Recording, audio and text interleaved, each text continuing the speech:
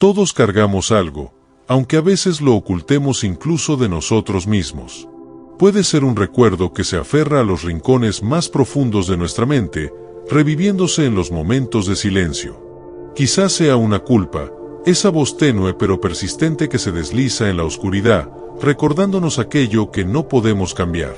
O tal vez sea un amor perdido, un vínculo que se rompió pero que sigue definiendo quiénes somos, moldeando nuestras elecciones y dibujando las sombras en nuestro corazón. Estas ataduras invisibles son parte de nuestra humanidad, pero a menudo nos impiden avanzar, nos atrapan en un ciclo de añoranza, remordimiento o dolor. La pregunta es, ¿cómo seguimos adelante sin traicionar lo que hemos vivido, sin olvidar lo que nos ha formado? Hoy caminaremos juntos por un sendero que nos llevará hacia la libertad. No será un camino fácil, pero sí transformador. Porque aprender a soltar no significa abandonar lo que fue importante, ni borrar lo que nos marcó. Soltar es algo mucho más profundo, es tomar aquello que nos ata y convertirlo en una fuente de fortaleza y sabiduría. Es liberar las cadenas, pero conservar las lecciones. Déjame contarte una historia, una que podría ser también la tuya. Una historia que nos llevará a los confines de la culpa y el dolor, pero que también nos mostrará la belleza de la transformación. Porque a veces, es en los momentos más oscuros donde descubrimos la luz que nos guía hacia la verdadera libertad. Akeno no siempre fue el hombre silencioso y reservado que más tarde encontraría refugio en las montañas. Su nombre, en otros tiempos, era sinónimo de estrategia y valentía, un general cuya astucia y habilidades en el campo de batalla lo habían elevado al rango más alto del ejército. Los soldados lo admiraban, los reyes confiaban en él, y su pueblo dormía tranquilo bajo su protección. Pero la guerra tiene un precio que no siempre se mide en victorias. En los días previos a la batalla que definiría su destino, Akeno dedicó todo su ser a diseñar un plan perfecto. Sabía que el enemigo era astuto, implacable, y que un error podría significar la caída de todo lo que amaba. Durante semanas, apenas durmió, revisando mapas y anticipando cada movimiento del adversario.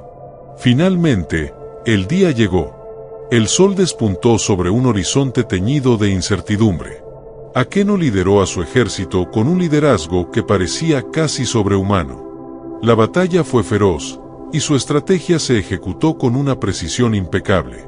Al caer la noche, el enemigo había sido derrotado, y el nombre de Akeno resonaba como el de un héroe en cada rincón del campo. Pero mientras los vítores llenaban el aire, un mensajero llegó al galope, su rostro pálido y sus palabras cargadas de desesperación.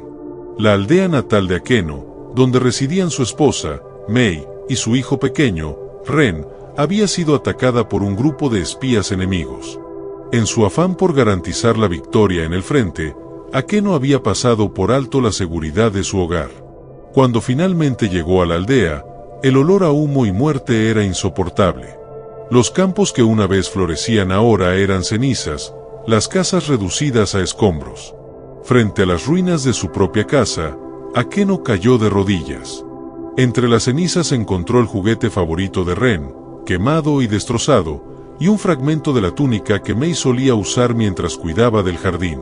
Sus gritos llenaron el aire de la noche, un eco de dolor que parecía atravesar las montañas. A partir de ese momento, algo dentro de él se rompió. El general que había liderado ejércitos con una determinación inquebrantable se convirtió en un hombre errante, consumido por la culpa y el remordimiento.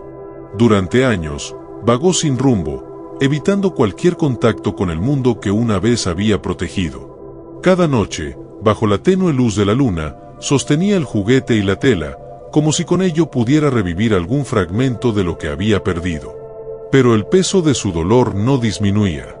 Un día, su camino lo llevó a un monasterio escondido en lo alto de las montañas, un lugar donde el tiempo parecía detenerse y la paz impregnaba el aire. Los monjes lo acogieron sin hacer preguntas, ofreciendo un refugio para su alma atormentada. Sin embargo, Akeno no podía encontrar consuelo. Cada mañana, con una mochila cargada de piedras, subía a la cima de la montaña que rodeaba el monasterio. Las piedras eran grandes y pesadas, una carga que parecía más simbólica que física. Cuando los monjes le preguntaban por qué llevaba a cabo ese ritual, Akeno simplemente respondía: «Estas piedras son mi pasado. Si las suelto, temo olvidar. Si las cargo, temo no poder avanzar». A medida que pasaban los días, los monjes observaban con preocupación, pero ninguno se atrevía a intervenir. Akeno estaba atrapado en un ciclo de culpa que parecía imposible de romper. Sus ojos reflejaban un sufrimiento que ningún mantra ni meditación podía disipar. Sin embargo, la llegada de un nuevo discípulo al monasterio cambiaría todo. Kento no era un discípulo ordinario. Aunque joven, su mirada poseía una profundidad que sugería que había vivido más de lo que su corta edad indicaba. Su empatía era su mayor fortaleza, un don que lo hacía escuchar no solo las palabras de los demás, sino también los silencios que escondían sus mayores dolores. Desde el momento en que llegó al monasterio, Kento quedó fascinado por Akeno. Había algo en él que lo separaba de los otros monjes, una sombra persistente, una batalla interna que parecía no tener fin. Kento lo observó durante días, viendo cómo cada mañana Akeno cargaba su mochila de piedras y comenzaba el arduo ascenso hacia la cima de la montaña. Intrigado, decidió acompañarlo. Una mañana, mientras el sol apenas despuntaba y el monasterio seguía envuelto en calma, Kento se unió silenciosamente a Akeno. Subieron en silencio, el crujido de las piedras en la mochila rompiendo la quietud. Fue a mitad del camino cuando Kento, con la respiración aún calmada, decidió hablar. «Maestro, he visto que llevas estas piedras cada día. Pero, ¿cuánto tiempo más las cargarás?» Akeno, sorprendido por la pregunta, se detuvo. Miró a Kento con ojos cargados de una tristeza insondable y respondió en voz baja: «Hasta que mi alma encuentre redención». Kento asintió, como si comprendiera algo que las palabras no podían explicar. Decidió no insistir en ese momento, pero dentro de él nació una resolución: debía ayudar a Akeno a encontrar una salida a su dolor. Una noche, bajo un cielo despejado donde las estrellas brillaban con una intensidad casi mágica, Kento buscó a Akeno. Lo encontró sentado en silencio, sosteniendo el juguete quemado de Ren y el fragmento de tela de Mei. Kento, sin decir nada, le hizo una señal para que lo siguiera. Caminaron en silencio hasta un claro que pocos conocían.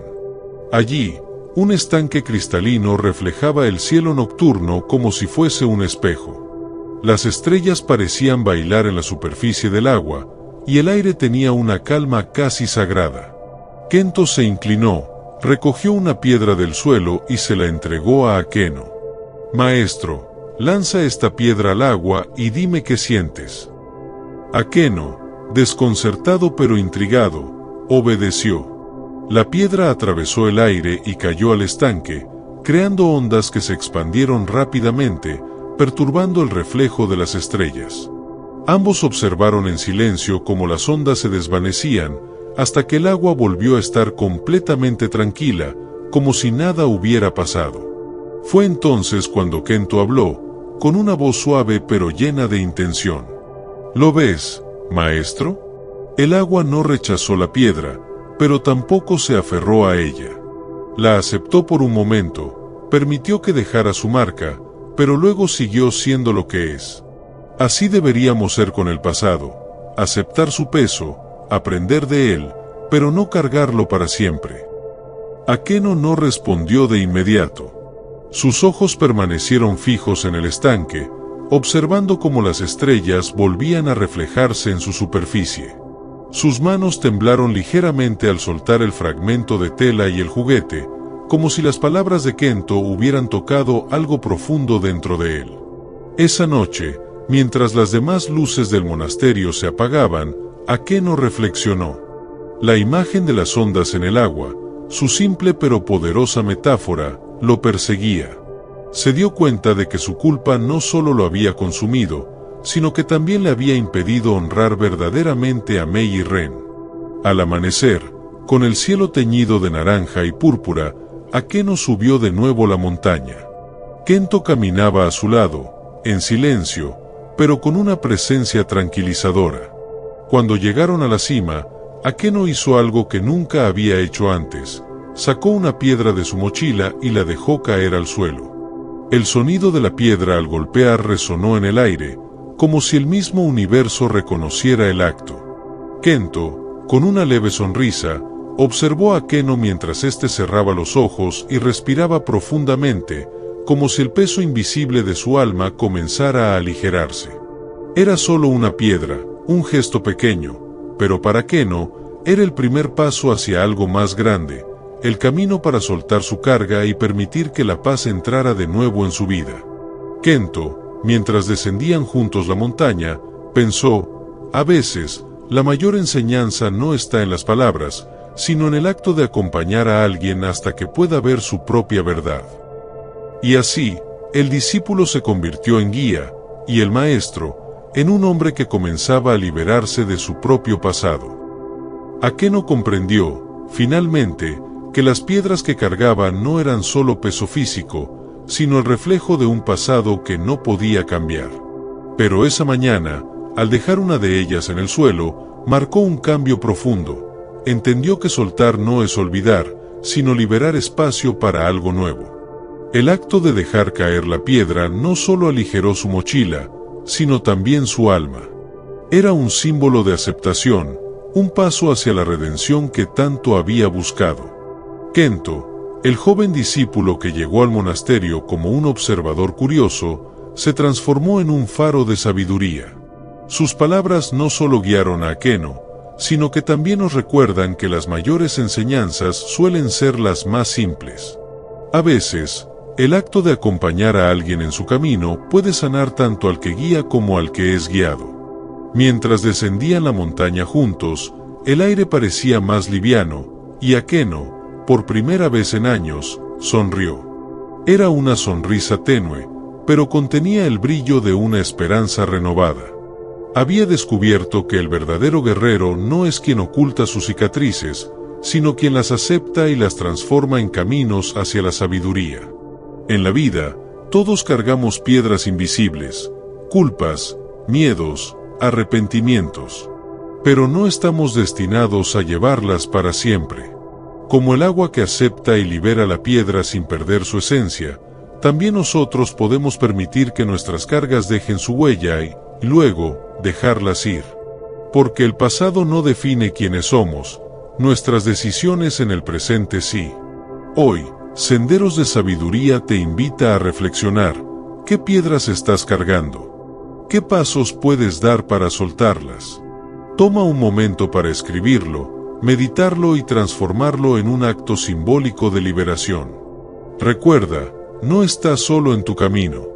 Gracias por acompañarnos en este viaje de introspección y aprendizaje.